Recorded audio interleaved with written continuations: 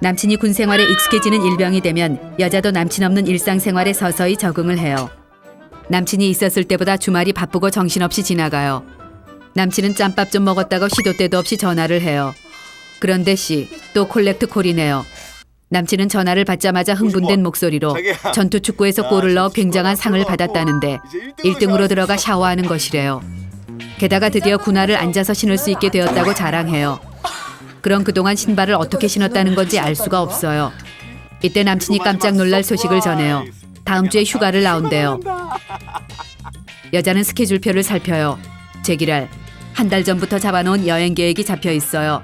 이미 예약까지 끝낸 상태에 물을 수도 없는 약속이라 조심스럽게 이야기해요. 여행 가기로 했는데. 그러자 남친이 초절정 소심남 삐돌이로 변신해서 그럼 아주 나오지 않고 동료에게 휴가를 양보하겠다며 말도 안 되는 땡깡을 피우며 여자를 협박해요. 확 짜증이 밀려와요. 사회에 있을 때는 대서양같이 넓은 가슴을 보여주더니 누가 이 아이를 소심남으로 만들었는지 이해가 되지 않아요. 결국 여행을 포기하기로 하지만 마음속엔 앙금이 남아요.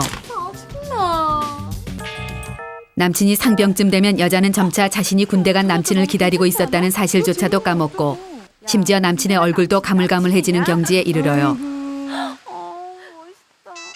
하지만 남친은 하루에도 몇 번씩 콜렉트콜로 전화를 걸어 먹고 싶은 것이 있으니 면회를 오라고 칭얼대요. 내가 치킨 배달 분 줄 아나 봐요. 한 번 갈 때마다 내 등골이 휘는 걸 모르는 남친이 얄미워요. 그래, 내가 사갈게. 귀찮지만 너무 찡찡대서 착한 내가 한번 가주기로 약속해줘요. 이제 면회 준비는 따로 할 필요가 없어요. 부대 앞에 가면 다 살 수 있으니까요. 직접 사는 건 초짜 곰신들이나 하는 짓이라 생각해요. 면회실에 앉아 남친을 기다리며 주변을 살펴봐요. 이등병의 여친이 보여요. 피식 비웃어줘요. 아직 아무것도 모르는 새병아리 피덩이네요. 쟤는 견적냈을 때 다음 달쯤 깨지겠어요. 저긴 일병 여친이네요. 지가 다 큰 줄 알지만 아직 멀었다는 걸 몰라요. 눈빛을 보니 쟤도 힘들겠네요. 이때 저 일병 여친이 주제에 상병 여친이 나를 똑바로 쳐다봐요. 저게 미친 게 분명해요. 당장 눈을 깔지 못하냐는 무언의 압박을 가해요. 이제야 눈을 깔아요. 면회실에서의 여자의 계급은 남친의 계급과 똔똔이라는 사실을 절대 잊어선 안 돼요.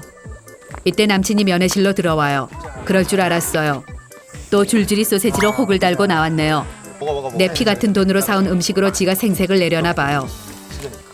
이 시키는 나를 보려고 부른 건지 통닭이 먹고 싶어서 부른 건지 모르겠어요. 열받아요. 이때 남친이 빳빳하게 붙인 상병 계급장을 보여줘요.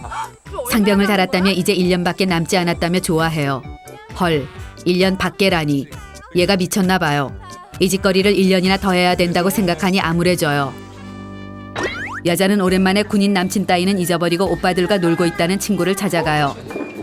외로움을 달랠 땐 이해심 많은 민간인 오빠가 짱이니까요. 여자의 이상형은 이미 많이 달라져 있어요.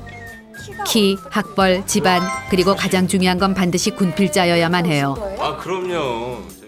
모임에 나갔더니 얼마 전 예비군 훈련을 2번째 다녀왔다는 복학생 오빠가 나에게 접근을 해요. 남친이 군대에 있다고 하자 예비역 오빠는 군대요? 에이 그럼 없는 거네요. 옆에 있어주지도 못하는 게 무슨 남친이냐? 라고 해요. 묘하게 설득력이 있어요. 옆에 있어주지도 못하는 남친은 나쁜 놈이란 확신이 들기 시작해요. 민간인 오빠는 군인 남친을 기다리느라 힘들겠다며 위로해준다는 핑계로 자꾸 데이트 신청을 해요. 여자는 꼬시는 걸 알면서도 자꾸만 만나요. 하지만 여자는 이건 절대로 바람은 아니며 인간관계일 뿐이라고 생각하며 곰신양심의 정당성을 부여해요. 바람 피우는 건 아니지만 남친의 전화는 자꾸 피하게 돼요. 근데 이 시키 또 콜렉트 콜이네요. 씹어요. 또 와요. 또 씹어요. 아, 지금 엄마. 또 와도 또 씹어요. 좀 찔리긴 하지만 이건 외로움의 정당방이라고 생각해요.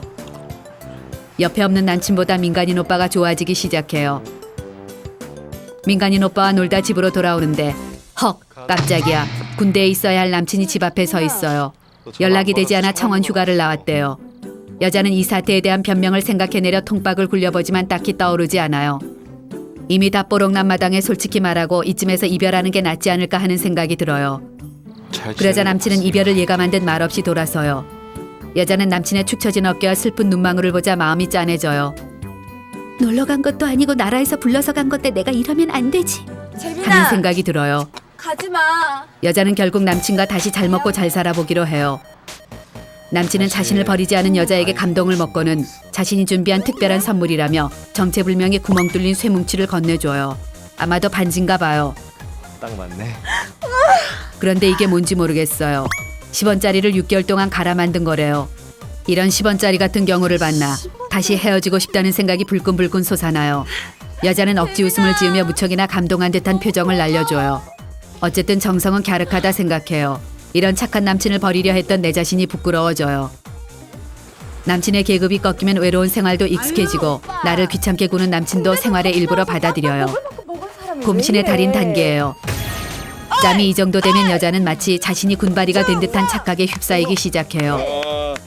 짬밥, 군대리아, 전투축구 등 군대 용어를 자유롭게 구사하며 그럼 우리 지금 마치 사회 속의 숨은 군바리처럼 행동해요. 우리 손을 팍팍 부셔가지고. 남친이 드디어 병장을 달았대요. 자, 우리 곰신들이 카페 병장 곰신 정도 짬을 먹으면 여자도 군바리가 다 돼요. 이때 남친에게서 내 생일에 맞춰 포상 휴가를 나온다는 청천벽력 같은 소식이 날아와요. 오 마이 갓. 도대체 군인을 이렇게 맨날 풀어놓으면 이 나라는 누가 지키는지 걱정도 되고 국방부에 전화라도 하고 싶은 마음이에요. 어느덧 남친의 제대 날이에요. 2년 동안 나라를 지키고 건강하게 돌아온 모습이 늠름하고 믿음직스러워 보여요. 그래도 민간인으로 만들려면 시간과 돈이 좀 많이 들겠네요. 남친이 나오자마자 여자는 당당하게 내가 사회에 있으면서 수십 명한테 대시를 받았지만 너 때문에 다 까냈다고 뻥까요. 이제 넌 나한테 까불면 인간도 아니라는 세뇌 교육을 시작해요. 남친은 방산빠떼루라며 여친에게 수뇌벌을 맹세하지만 그 말을 하면서도 지나가는 예쁜 여자를 훔쳐보고 있어요. 진짜 좋아졌다. 생각해보니 남친이 복학을 하면 파릇파릇하고 싱그럽기 그지없는 신입생들이 두 눈을 반짝이며 밥을 사달라고 군필자 내 남친에게 달라붙을 것이 뻔해요. 제대하자마자 이런 걱정을 해야 한다니 다시 군대에 보내버리고 싶어져요. 지금까지 군대 간 남친을 기다리는 여자의 탐구 생활이었어요.